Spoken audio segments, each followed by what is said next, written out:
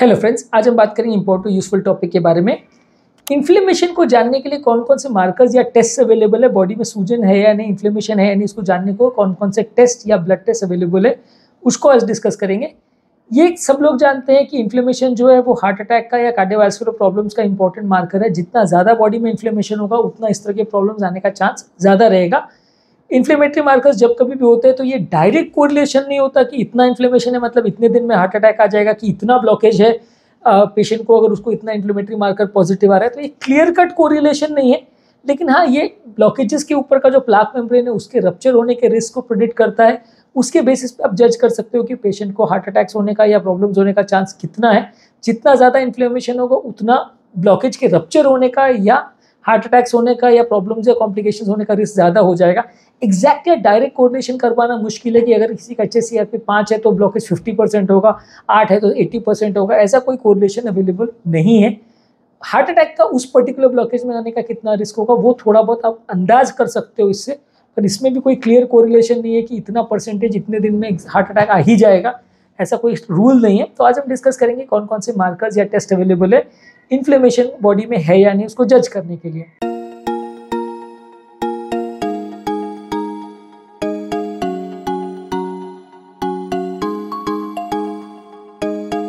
सबसे कॉमनली जो marker use होता है वो CRP यानी सी रिएक्टिव प्रोटीन है, जो कि लिवर बनाता है बॉडी में। किसी भी इन्फ्लेमेशन अगर उसमें है, चाहे वो इन्फेक्शन का हो, कोई ऑटोइम्यून डिजीज हो, कोई कार्डियोवैस्कुलर डिजीज हो, सब में वो बढ़ता है।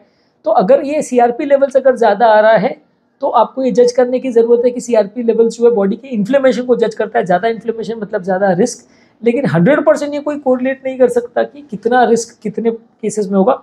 HSCRP उसी का एक अलग तरह का मार्कर है, ज़्यादा सेंसिटिविटी है उसकी, उसको HSCRP यानी high sensitivity C reactive protein ऐसा बोलते हैं। उसके बस कट ऑफ वैल्यूज थोड़ी अलग होती है, उसकी सेंसिटिविटी प्रेडिक्टिव वैल्यू ज़्यादा होती है इन्फ्लेमेशन को प्रेडिक्ट करने के लिए, पर इसमें भी कोई क्लियर एक्यूरेट कोरिलेशन नहीं होता कि कितना प्रॉब्लम्स होने का रिस्क है। इसके अलावा ESR यानी एरिथ्रोसाइट सेडिमेंटेशन रेट, जो कि पुराने ज़माने में ब्लड काउंट्स में हमेशा किया जाता था कि कितना देर में एरिथ्रोसाइट या ब्लड सेल सेटल्ड हो रहे हैं, उसकी बेसिस पे बॉडी के इन्फ्लेमेशन को जज करते हैं। जितना ज़्यादा ESR उतना ज़्यादा क्लॉटिंग का चांस, उतना ज़्यादा सेडिमेंटेशन रेट, उतना ज़्यादा इन्फ्लेमेशन बॉडी में। इसके अलावा ब्लड काउंट्स भी अगर किसी के ज़्यादा हैं यानी कंप्लीट ब्लड काउंट में वाइट ब्लड सेल्स अगर ज़्यादा हैं तो वो भी बॉडी में इन्फ्लेमेशन को एक तरह से इनडायरेक्टली रिलेट करता है।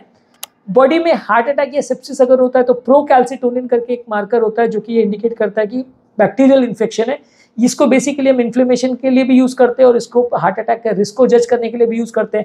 एंटीबायोटिक थेरेपी से पेशेंट रिस्पॉन्ड कर रहा है कि नहीं ये जज करने के लिए भी यूज़ करते हैं। तो ये काफ़ी इंपॉर्टेंट मार्कर है जो कि इन्फेक्शन वाले पेशेंट में हम काफ़ी कॉमनली यूज़ करते हैं, पेशेंट की कंडीशन और उसकी दवा से रिस्पॉन्स हो रहा है कि नहीं, ये सब चीज़ों को जज करने के लिए। इसके अलावा इन्फ्लेमेशन का एक और मार्कर है TNF अल्फा यानी ट्यूमर नेक्रोसिस फैक्टर अल्फा। ये भी एक इन्फ्लेमेटरी मार्कर है जो कि हार्ट फेलियर में और इस तरह की कोई भी इन्फ्लेमेटरी कंडीशन में बॉडी बनाती है, जो बेसिकली बॉडी का वेट को भी कम करती है और बॉडी में अलग अलग तरह के प्रॉब्लम्स क्रिएट करती है। एक बैड मार्कर है। जितना ज़्यादा TNF अल्फा है उतना बॉडी का वेट कम होगा, उतना हार्ट अटैक्स और इस तरह के प्रॉब्लम्स होने का चांस ज़्यादा होगा। ये भी लेकिन बहुत कॉमन टेस्ट नहीं है और हर जगह इसको करते हैं वैसा नहीं है, पर लेकिन हाँ ये एक मार्कर है जिसके बेसिस पे आप जज कर सकते हो कि बॉडी में इन्फ्लेमेशन कितना है। इसी तरह का एक और मार्कर है इंटरल्यूकिन 6। ये भी थोड़ा सा कॉस्टली मार्कर है, बहुत रूटीनली करते हैं ऐसा नहीं है, लेकिन हाँ ये भी बॉडी के सेल्स का इन्फ्लेमेटरी और इम्यून रिस्पॉन्स को जज करता है। इन्फ्लेमेटरी कंडीशंस या ऑटोइम्यून कंडीशंस जैसे आर्थराइटिस वगैरह है या कैंसर्स वगैरह में ये बढ़ता है और बॉडी का बॉडी वेट को कम करता है, तो ये भी खराब प्रोग्नोसिस को इंडिकेट करता है। ज़्यादा मात्रा में अगर ये बॉडी में है तो मृत्यु का चांस बढ़ जाता है, ऐसा दिखाया गया है। इसके अलावा ESR टू हीमोग्लोबिन रेशियो किया जाता है, यानी किसी का हीमोग्लोबिन कितना है और उसके कंपैरिजन में ESR कितना, इन दोनों का रेशियो को कंपेयर किया जाता है। जितना ज़्यादा ESR और हीमोग्लोबिन का रेशियो ज़्यादा है उतना इन्फ्लेमेशन बॉडी में सजेस्ट होगा, उतना प्रॉब्लम्स होने का चांस ज़्यादा होगा। ये ज़्यादा स्पेसिफिक मार्कर ESR के कंपैरिजन में या हीमोग्लोबिन लेवल्स के कंपैरिजन में इसलिए है क्योंकि कई बार बॉडी में अनीमिया जब होता है तो भी ESR बढ़ जाता है कि खून की कमी होने की वजह से भी ESR वैल्यूज ज़्यादा दिखने लगते हैं। तो ये रेशियो अगर आप करोगे तो ज़्यादा स्पेसिफिक आपको पता चलेगा कि ये जो रेशियो ज़्यादा आ रहा है वो इन्फ्लेमेशन की वजह से आ रहा है कि या ब्लड में ही कोई प्रॉब्लम है उसकी वजह से आ रहा है।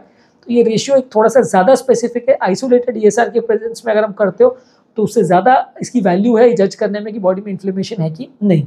इसके अलावा एंटी CCP फैक्टर यानी एंटी CCP एंटीबॉडीज यानी एंटी साइक्लिक सिट्रुलिनेटेड पेप्टाइड जो एक मार्कर रूमेटॉइड आर्थराइटिस में यूज करता है, ये भी एंटीबॉडीज अगर बॉडी में है तो ये इंडिकेट करता है बॉडी में इन्फ्लेमेशन। उसी तरह से एंटी न्यूक्लियर एंटीबॉडीज़ है या एनका एंटीबॉडीज़ है, ये सारी अलग अलग कनेक्टिव टिश्यू डिसऑर्डर्स में होते हैं। जितना ज़्यादा इनका टाइटर होता है उतना ज़्यादा ये इंडिकेट करता है कि बॉडी में सूजन है। उसी तरह रूमेटॉइड फैक्टर यानी आरए फैक्टर भी इंडिकेट करता है कि बॉडी में सूजन ज़्यादा है, इन्फ्लेमेशन ज़्यादा है। तो वो भी अगर ज़्यादा मात्रा में बॉडी में है तो ये खराब मार्कर माना जाता है। जितना ज़्यादा है उतना बीमारी ज़्यादा सीवियर है और उतना इन्फ्लेमेटरी कंपोनेंट ज़्यादा है, उतना बाद में प्रॉब्लम्स होने का चांस ज़्यादा है। इसके अलावा आप स्पेसिफिक इमेजिंग टेस्ट कर सकते हो कि किस बॉडी में क्या प्रॉब्लम है। उसके लिए सीटी या एमआरआई स्कैन या अल्ट्रासाउंड या सोनोग्राफी करके देख सकते हो कि कहाँ पे सूजन है, कहाँ पे प्रॉब्लम है, कौन से जगह में सूजन रिलेटेड चेंजेस दिख रहे हैं। तो उसके बेस पे खासकर एमआरआई में आपको ज़्यादा पता चल सकता है। जैसे हार्ट का सूजन है तो वो भी एमआरआई में दिखता है, कोई पर्टिकुलर जॉइंट का सूजन है तो भी एमआरआई में दिखता है।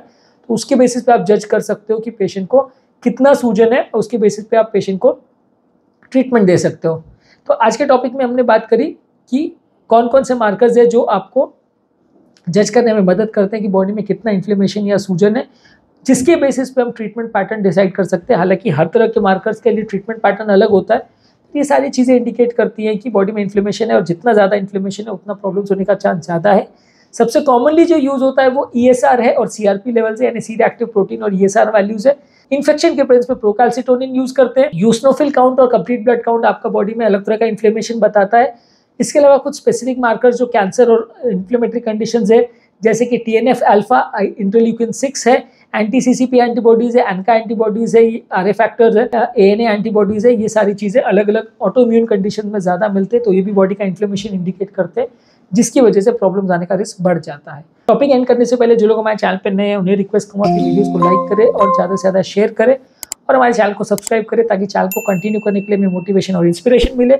और आर्थराइटिस से रिलेटेड या इन्फ्लेमेटरी मार्कर्स और HSCRP से रिलेटेड हमने ऑलरेडी काफ़ी वीडियोस किए हमारे चैनल पर, वो आप हमारे चैनल पर देख सकते हैं। उससे आप काफ़ी कुछ नया जानने और सीखने को मिलेगा जिससे आपको बीमारी को मैनेज करने में मदद मिलेगी।